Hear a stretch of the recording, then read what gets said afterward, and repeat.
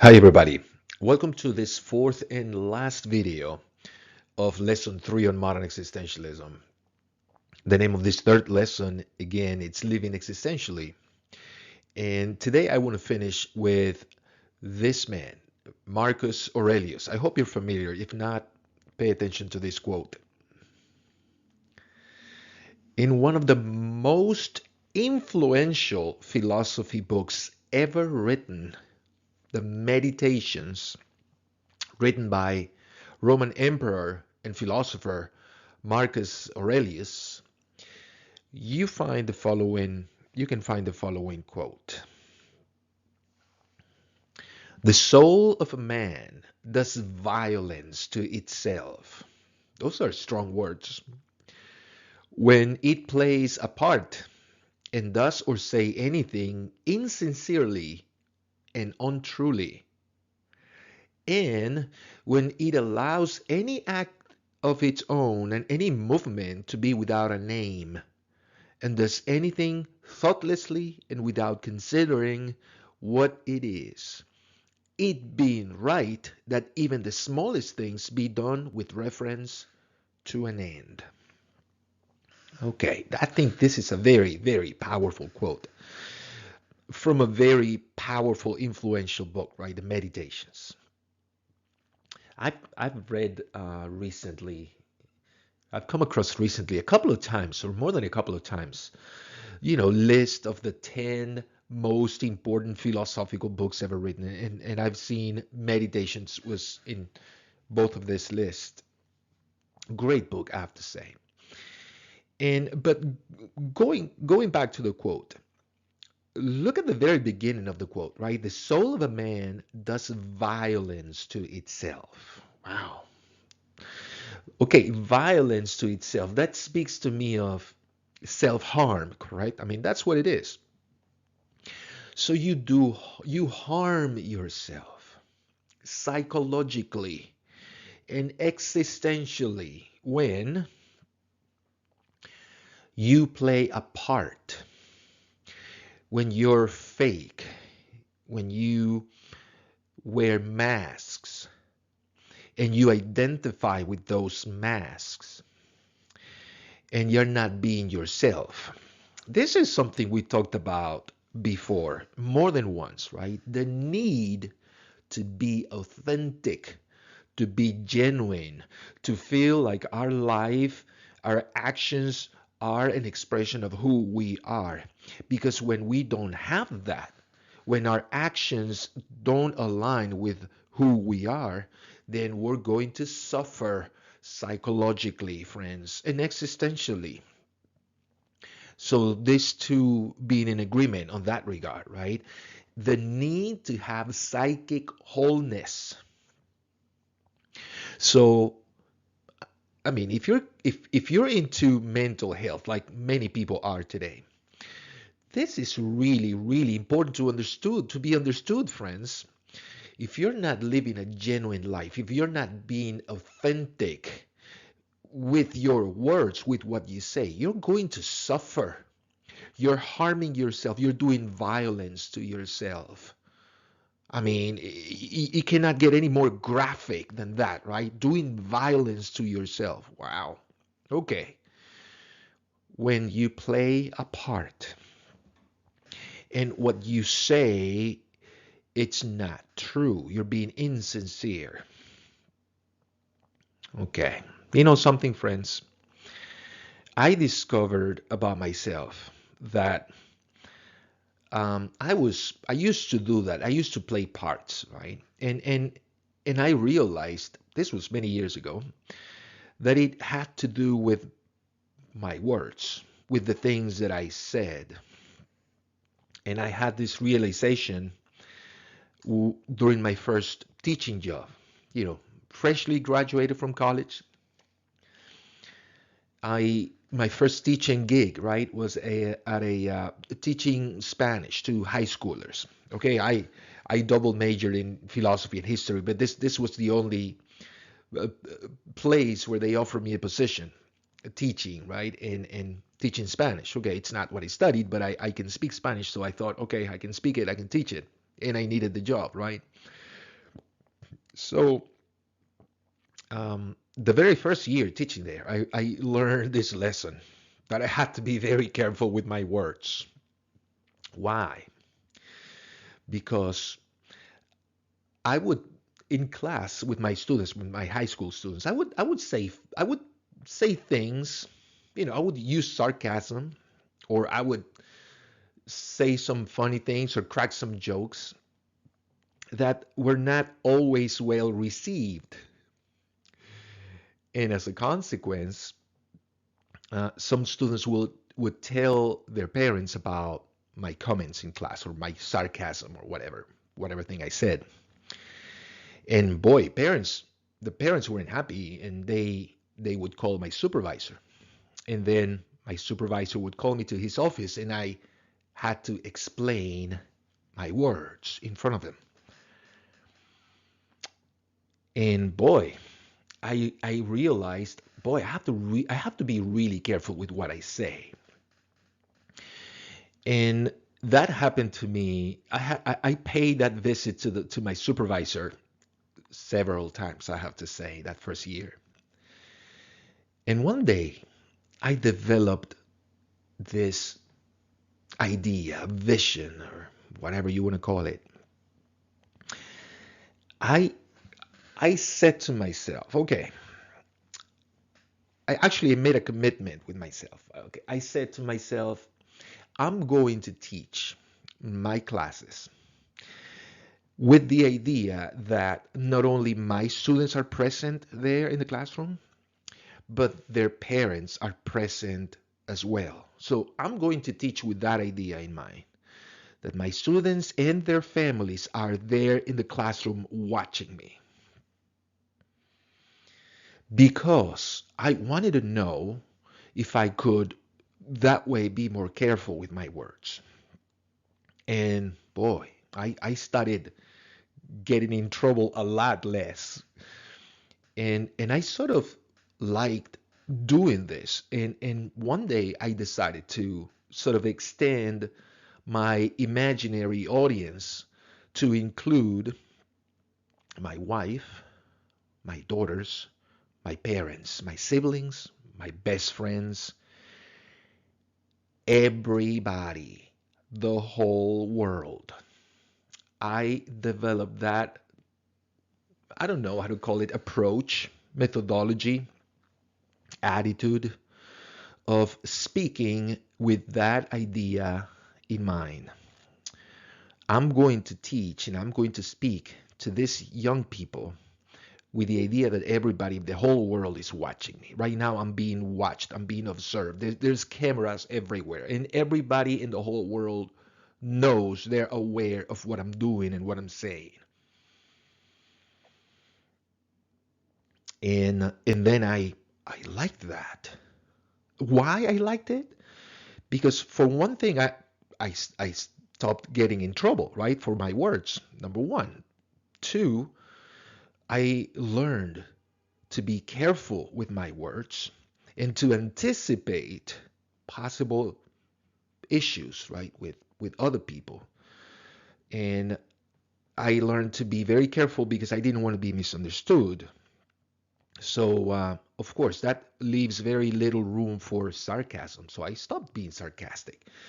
And even when I use sarcasm, because I still do, gosh, my sarcasm is like 100% proof, bulletproof, so to speak. It won't get me in trouble. But honestly, I use very little sarcasm nowadays. But that's another reason why I like that. And the other reason, this is the most important reason, I began to came across as someone who is genuine and authentic. Now, again, this is necessary, right, to have inner peace and psychic wholeness and have a mental well-being, right? This is necessary. So I started feeling uh, great about myself. So I decided then to take this to the next level. And I said to myself, okay, I'm not only going to use this approach in my classes, but I'm going to use it everywhere. Wherever I am, I'm going to speak with that idea in mind that the whole world is watching. And that's that's what I do. So in a way, this is like applying, like an easy way to apply the existential choice and a process to words, right? To what you say. The very easy way to conceptualize the whole thing. Give it a shot. Imagine for everything you're going to say, imagine the whole world is watching. Your parents, your wife, significant other, your children, everybody, the whole world. Your pastor, your priest, everybody. It's listening to what you're going to say. You're going to have a hard time at the beginning, saying anything because you're going to be so afraid of, gosh, the consequences, and you don't want to be misunderstood, and you don't want to get in trouble, and you don't want to come across as whatever, mean, or you don't want people to get a second meaning to your words, and so you're going to become so mindful that probably at the beginning it's gonna be difficult for you to say anything, but continue with that idea, with that mindset, and it's going to get easier, and it's going to become more natural with time. And again, the benefits, oh man, they're unbelievable. Once again, you're going to get in trouble less. You're going to have inner peace. You're going to be genuine. Because think about it, friends. If there are things that you say to your friends you don't dare to say your parents, if there are things that you tell your coworkers you don't dare tell your supervisor, you're a fake.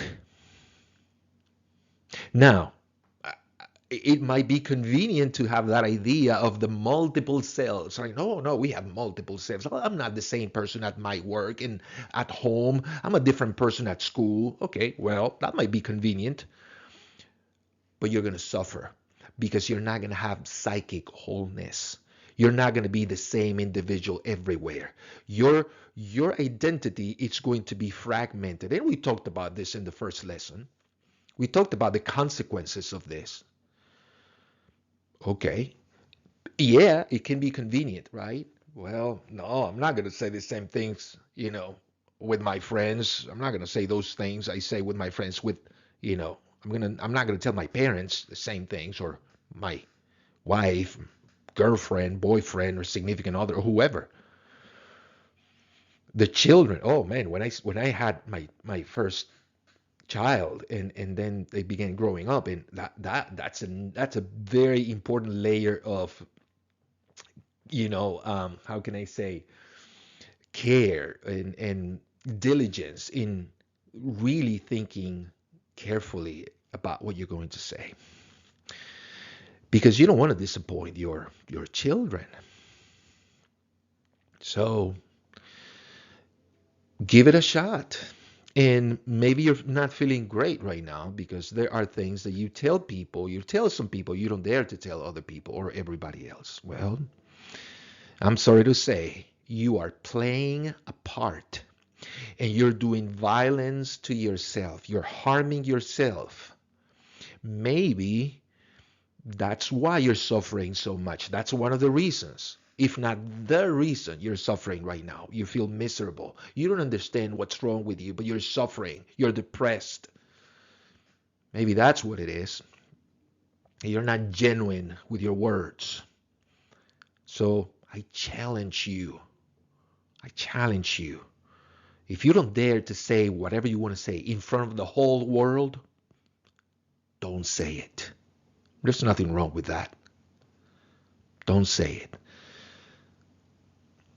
Now, the second part of this quote relates to more properly to the existential choice. I mean, take a look. It says, the soul of a man that's violent to itself when it allows any act of its own and any movement to be without an aim, and does anything thoughtlessly without assessing, analyzing, and without considering what it is. It being right, this being the right thing, that even the smallest things be done with reference to an end. The smallest things, the smallest, most insignificant choices you make, do it the existential way. Okay, we don't have to be silly, right? Oh, okay, so I'm thinking, should I have pizza for lunch or not? Okay, I'm gonna do the existential choice analysis. Okay, yeah, you can be silly if you want to, but you know what I'm saying. Let's be serious, friends. This is serious stuff. Anything you do or say, do it the existential way. Do the assessment, consider the risks, possible worst case scenarios, how you're going to handle those scenarios successfully. Then the value analysis, if this aligns with who you are and your personal values, write the justification and do it. Because you know that the justification relates to the very last part of the quote. What's the right thing to do is that even the smallest things are done with reference to an end. So if somebody asks you, right, okay, you're doing A, that was your choice, you and you're living your choice, and somebody asks you why did you choose A? Okay, what was your goal? What's your end? Okay, then you pull up your justification. You say, this is why I did it. So I said in the previous video, right, that the justification, you might want to have it so neatly, clearly articulated that you're able to just tell it to yourself and other people. I said if necessary. So, but in the end, if you're being genuine, if you're being authentic, and you chose to do something, you chose A, what's wrong with sharing the world about it, or about your reasons, about your justification? I mean, if to you it was the right thing to do and you have your good reasons and you did the assessment and the value analysis right and you're satisfied with your choice, what's wrong? What's wrong with telling people, well, this is why I did it. It wasn't something random that I did. I didn't do it thoughtlessly, to use Marcus Aurelius' words. It was well intended, deliberate. I knew what I was doing, what I was getting into. It wasn't an accident. So, you know what this is, friends? This is living intentionally. This is this is being in control of your life and your destiny. It's in your hands. So this is amazingly empowering, friends. I mean, I only hope that you can see the value of these ideas and this philosophy, and the practical and psychological value as well, right? We have stressed those two things in these videos. The importance for you psychologically and for you existentially, knowing and feeling that you're being yourself and your life is purposeful. It's in your control, and you know what you're doing, and you know that what you're doing is right. It's right for you. So in the end, doing this consistently, right, living existentially and applying the existential choice process for everything you do, especially important things, right? I would say everything, period. Everything you do and say. Your life will be an expression of who you are. Your actions and your beliefs will be one and the same thing. That it's reduplicating, right? That's the commitment. You want to become what you believe in, what you know. Remember that quote by Kierkegaard? If you don't become what you know, what you understand, you don't really understand it then. If you don't become who you think you are, you don't know yourself. You don't. So that's it. That's it. That's pretty much what living existentially means. And that's the last video of this third lesson. I hope you have enjoyed it. And I hope you have comments and questions. I really do hope that maybe some things are not fully clear. Maybe you would have liked another example. If that's the case, friends, I mean, don't hesitate. Post a question, comment in the comment box, and I'll be more than happy to read it and reply as soon as I have a chance. And the next the next lesson we're going to do, lesson 4. It's called The Crowd, after Kierkegaard.